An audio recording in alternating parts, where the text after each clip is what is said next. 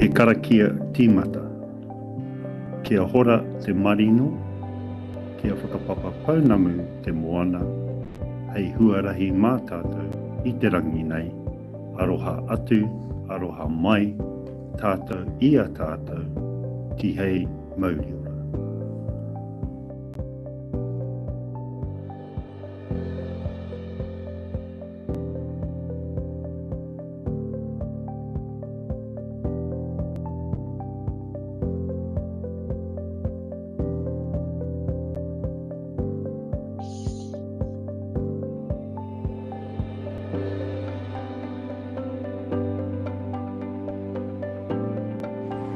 Kia ora koutou. Welcome to this webinar for the Kaipara District Plan Exposure Draft. Enjoy the webinar and enjoy getting involved with this great opportunity which Kaipara District Council has never had before, to be involved in an exposure draft for the district plan. This is the last ever Kaipara District Plan, so make the most of it. Get stuck in, Kaipara. Kia pai tō rā.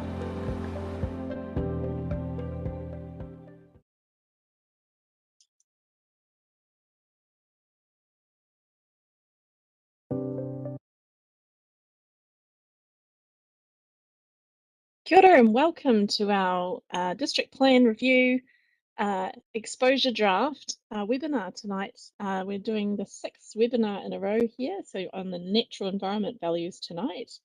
And with me is a smaller team tonight, but if we could introduce the team, I've got Michael Day here with us. Michael, are you there?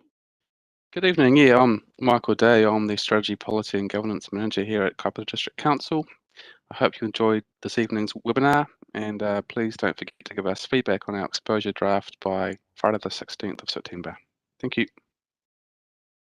Awesome. Thanks, Michael. And Paul Vanders, are you there? Good evening, and I hope you enjoy tonight's webinar, and you'll be hearing mostly from me. Thank you.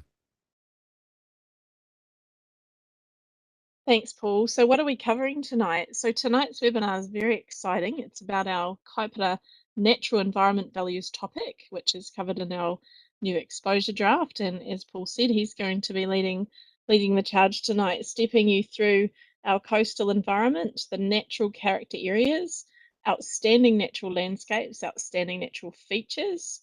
We also call them ONLs and ONFs, just in case anyone doesn't know what those mean.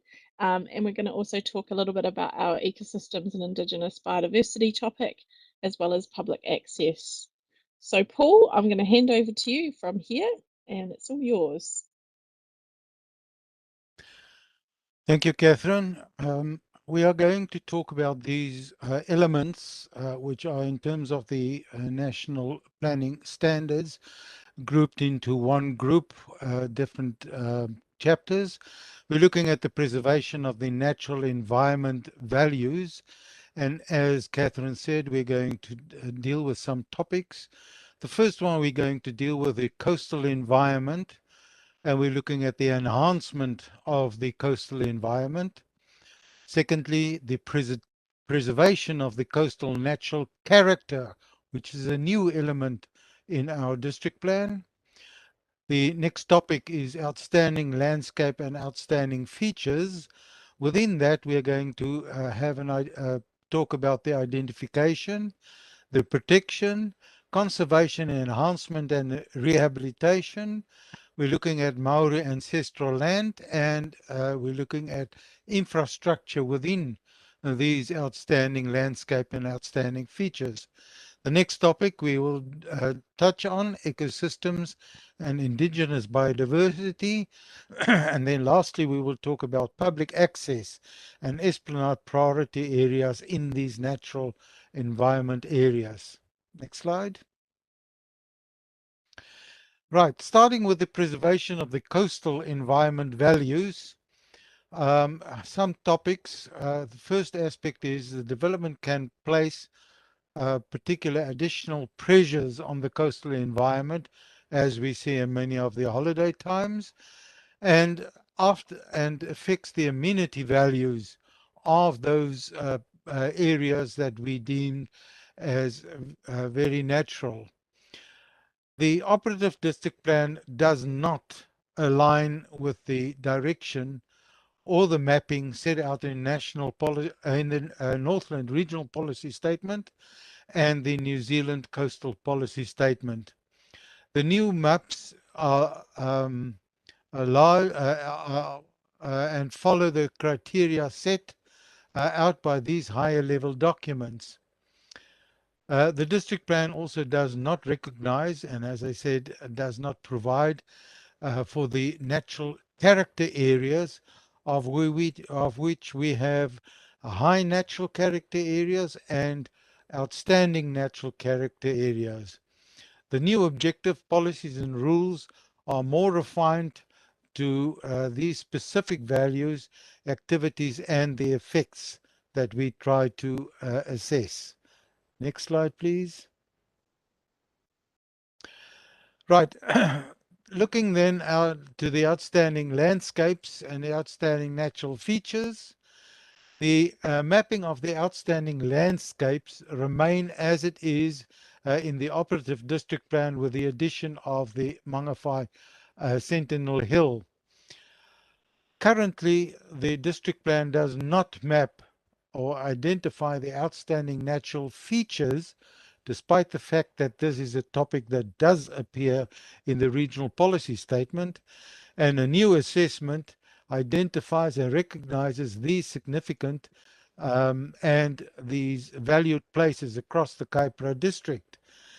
We have been consulting on those particular matters some 2 years ago, and we are now ready to put them in the district plan. The outstanding natural landscapes, or ONLs, and the outstanding natural features, the ONFs, provide a public benefit for the district, including the economic benefits of tourism, recreational use, as well as providing and for the cultural values that they have. And you see the two photos on the right-hand side, which specifically have meaning for the Maori population. Subdivision and use development, particularly activities such as buildings, earthworks, and vegetation clearance, can reduce the quality of those landscapes. In the coastal environment, and remember that in the coastal environment, you can have the character areas as well as outstanding landscape and outstanding features, and the interaction between the sea and the scenic environment is of such scale that we would like to preserve those particular landscapes and coastal environments. Next slide, please. Now, we've said we will talk about indigenous biodiversity, and the slides will show you that we have deliberately not covered the significant natural areas in the exposure draft, and no maps have been included. The reason for that is that we are awaiting the release of the national policy statement on indigenous biodiversity, which is due later this year. And it has been out for public comments for virtually a year already. More work is to be done in this space, including consultation with the key stakeholders, including Mana Whenua and the landowners that might be affected by these SNAs. Provisions ultimately will include the vegetation clearance rules, particularly in sensitive environments, such as the outstanding natural features and outstanding landscapes. Environmental benefits lot have been included in the draft subdivision provisions, as we discussed previous webinars, in the rural production zones, as well as the general rural zone, to protect the areas of indigenous vegetation. We have deliberately not covered the significant natural areas in the exposure draft, and no maps have been included. The last of these topics that we're going to discuss in this particular heading is the public access and esplanade priority areas.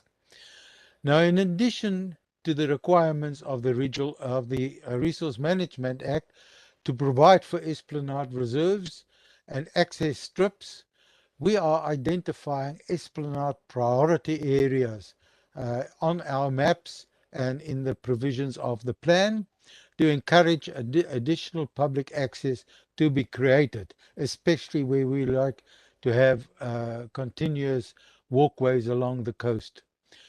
We are incentivizing opportunities where land holdings adjoins identified esplanade priority areas. Identifying these esplanade priority areas is a new tool which we haven't got in our present operative plan, and these will come into the draft district plan to encourage and promote connectivity to existing public access. The esplanade reserves can be created via subdivision applications where a stream is 3 meters wide, bank to bank, or wetlands or lakes of 8 hectares, and then they can be provided 20 meters, or in those cases where they do not qualify, can be done by negotiations with the landowners. Paul, I was just going to add to that. So obviously these are new mapped areas in the exposure draft.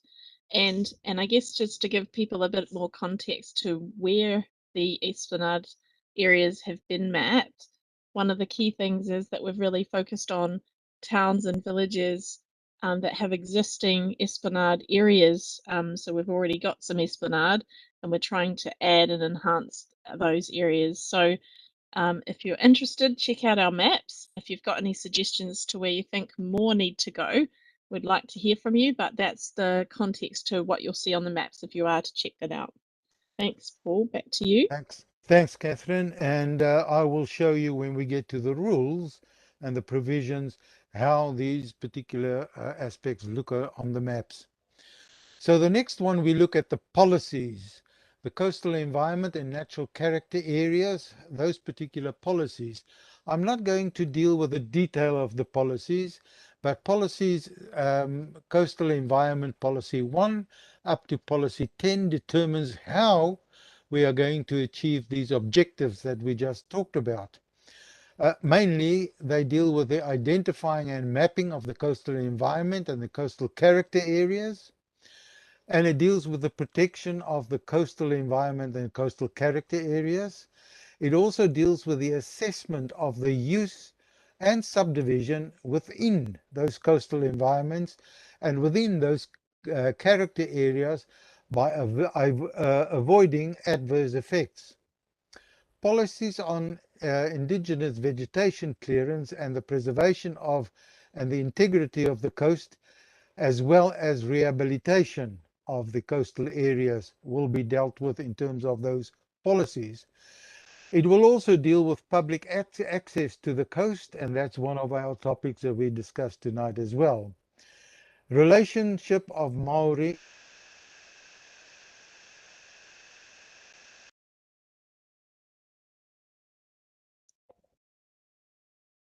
Oh, apologies, team. I think we've just had a connectivity issue with Paul. Paul, are you there at all? And special references to the national grid. Now, at the bottom of the page, I've given you a link to the methodology of the mapping of the coastal environment and the natural character areas from the regional policy statement, and you can see that methodology exactly how that works in that document. Next slide, please.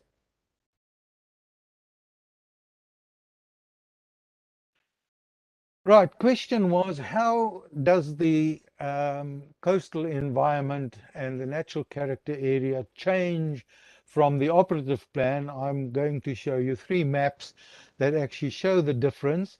This first map, and I used an example of the Mangawhai area, you will see the area that is looks a little bit grey. That is the present coastal overlay area together with the harbour overlay area in the Mangawhai area. And the colored area with a blue line and little stripes on it, that is the area which will now become the coastal environment. So it has shrunk quite a bit. In the whole district, it's about from 20% to about 9% that it has shrunk. But therefore, these are the most important areas to look at. So, Paul, thanks. Could I just chime in and just mention that it hasn't just shrunk. So what's happened is that the Northland Regional Council, through the regional policy statement, they went through an exercise of actually mapping and actually defining the landward extent of the coastal environment for the entire region. Now, Kaipara District Council is now required to actually insert these maps into our district plan. So what we're inserting in our, or what we have put in our exposure draft, is the Northland Regional Council mapped coastal environment. So that's what you see in our plan, just for context. Thank you. Thank you, Mike. And it's interesting is the point of departures were different when the district plan, which is now the operative district plan, was drawn up, and the regional policy statement, and that's where the differences come from. In the next map, we will see how the natural character areas are identified. Next map, please. And I've taken out now the old coastal areas in terms of the operative plan, and I've kept here, which is now drafted from the regional policy statement, those areas in blue stripes, vertical stripes. That is the new coastal environment. The green areas, the pale green areas, are the high character areas, and the brighter green areas are the outstanding natural character areas. And there were particular criteria how those areas were identified and applied to the different maps. And now you will find it all along the coast in the Kaipara district, including the Kaipara Harbour, and as you see here, along the Mangawhai Harbour. Next slide, please. Just to bring it back into the aerial photo context, you will see that the Mangawhai Heads and the Mangawhai Village areas are mainly outside of the coastal areas, with some areas that are still within the coastal area where particular requirements will be comes from the rules. Next slide, please. Right, now we get to the rules, and again, I'm not going to go into detail in the rules, but they are set in the draft plan. Firstly, the coastal environment rules. The rules, there are particular rules on buildings, new buildings, upgradings, and alterations. There are rules on earthworks, but keep in mind that there's also an earthwork chapter that has to be consulted. Disturbance and clearance of indigenous vegetation is dealt with. Farm quarries is dealt with, and production forestry is dealt with within the coastal environment. If we go to then one step in more detail, is the high natural character areas. It's the same matters because it's in the coastal environment, the same matters as above, but different performance standards. With other words, the height of buildings might be different, the platforms might be different. Some activity status changes from permitted to discretionary. The next level is the outstanding natural character area, and the same rules apply as for the coastal environment as well as the high natural character area. But in this particular case, there are higher performance standards that have to be complied with. Some activity status change from discretionary to non-complying. The standards are also identified in the draft plan. And remember that it is different from the operative plan, that it's separate from the rules, and there the standards deal with the building standards, heights, coverage, floor area, the earthworks, how much you can take out, standards, and for the various uses are then prescribed in those particular rules. And again, here is the link to the mapping methodology for the natural character areas from the regional policy statement. Next slide. Right, now we go back to the policies that are applicable on the outstanding landscape and the outstanding natural features. And remember, the outstanding landscapes are virtually the same as in the operative plan, but they are brand new in the outstanding natural features are brand new in the proposed plan. Now, the policies 1 up to 14 determines how we are going to achieve the objectives.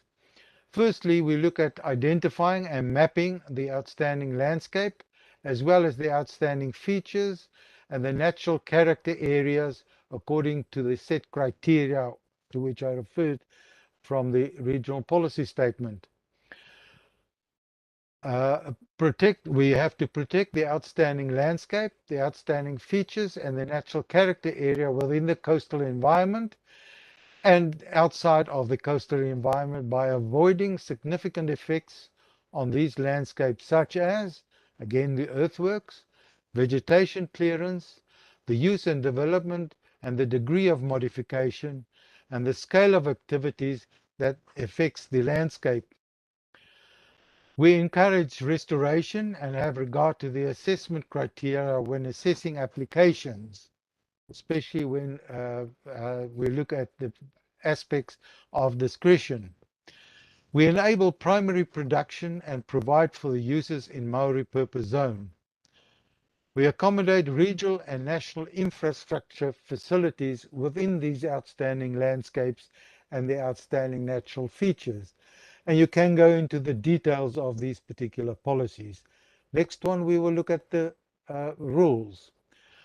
Here you will see a aerial photo, satellite photo of the areas of the outstanding landscapes. They are the orange areas, and then the outstanding features, which are the yellow areas. This is in the northern part of Kaipara.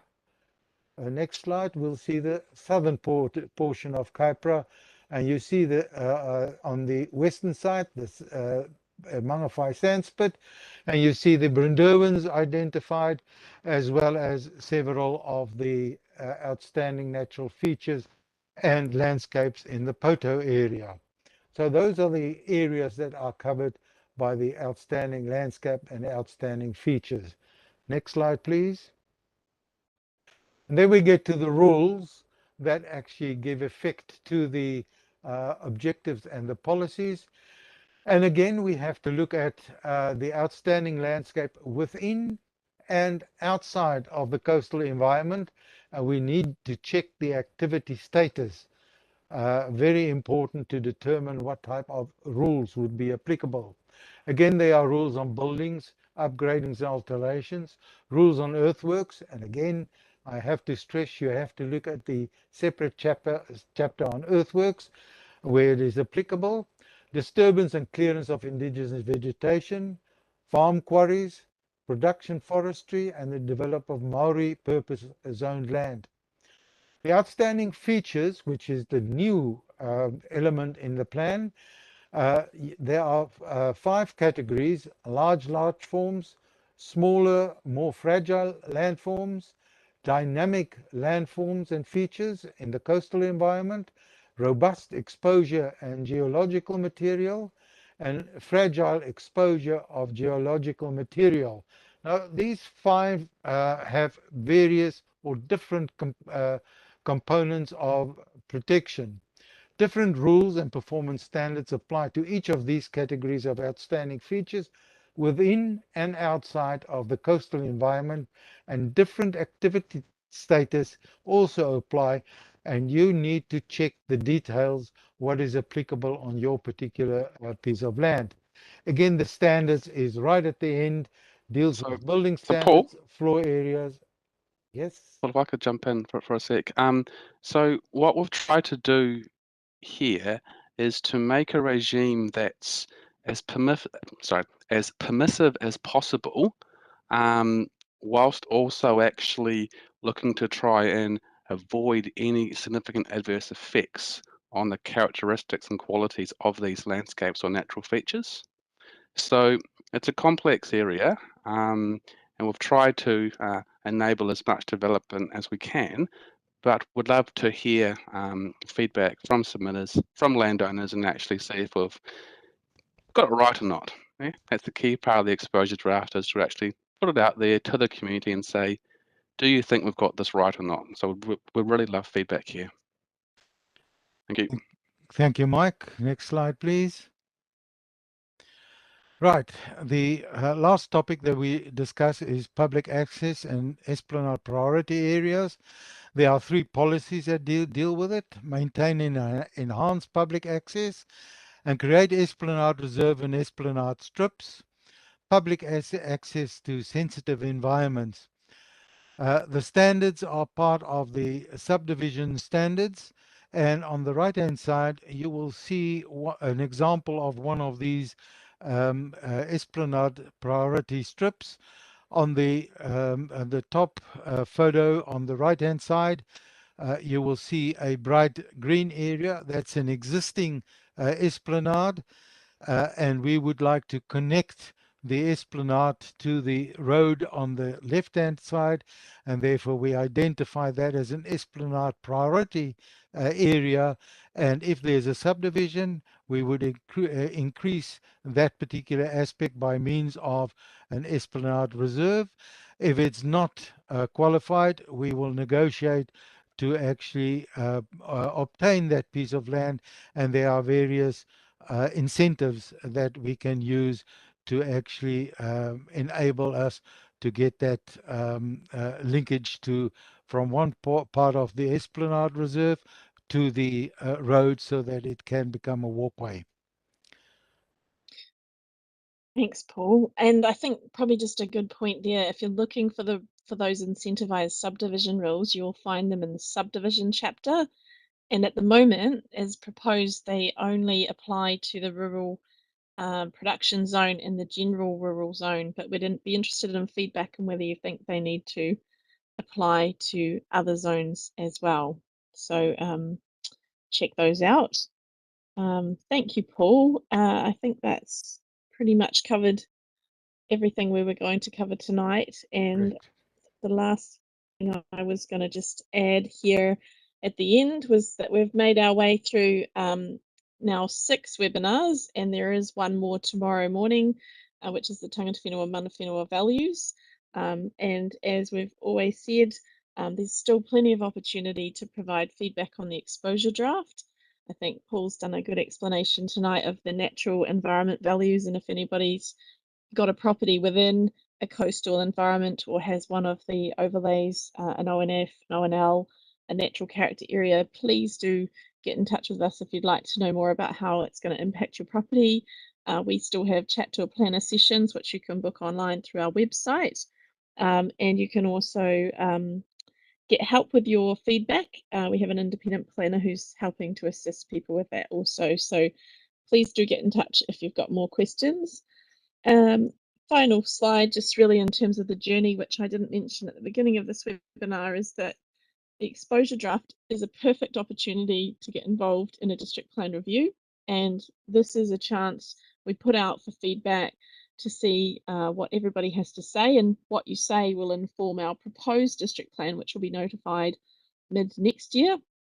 And then it's still got to run its process. But I think for now, this is a really exciting opportunity for the people of Kaipara get on board what we're trying to achieve here and build a better Kaipara district.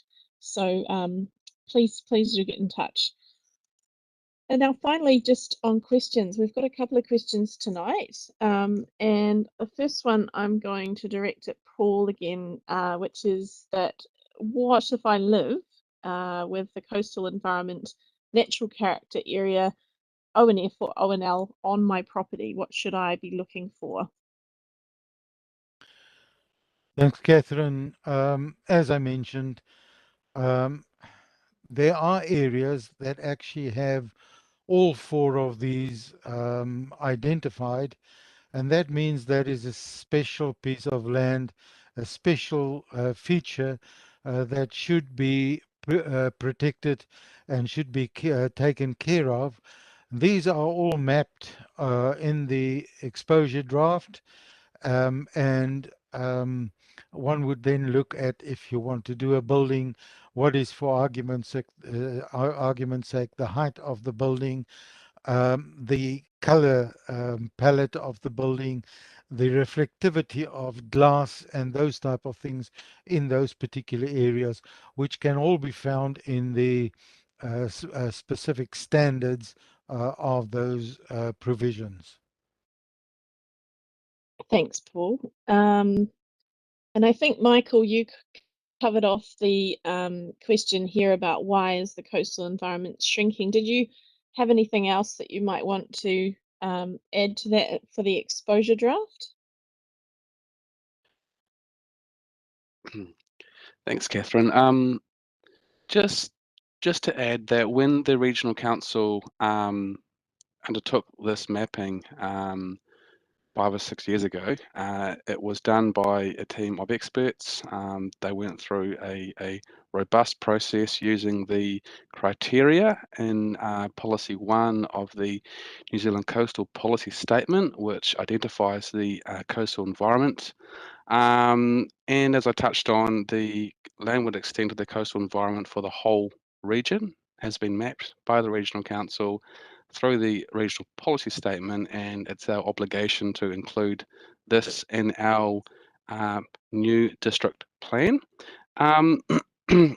The refined coastal environment, though, it actually allows us to better manage the key values within the coastal environment that need protecting, whilst actually encouraging appropriate use and development within the coastal environment. So I personally think it's a lot more of a mature regime that we're proposing here in the exposure draft. But as with anything, would love your feedback. You know, would love to hear from landowners, from stakeholders, what they think about our proposals here.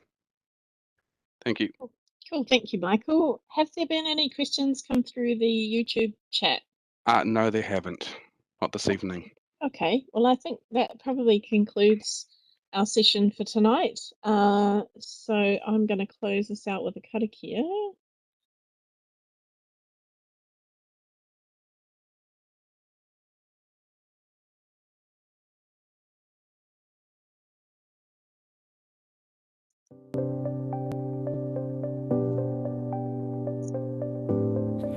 E karakia whakamutunga, kia tau ngā manaakitanga a te mea naro, ki roto ki tēnā o tātou, kia māhea te hua māki ki toi te kupu, toi te mana, toi te aroha, ti hei mauri ora.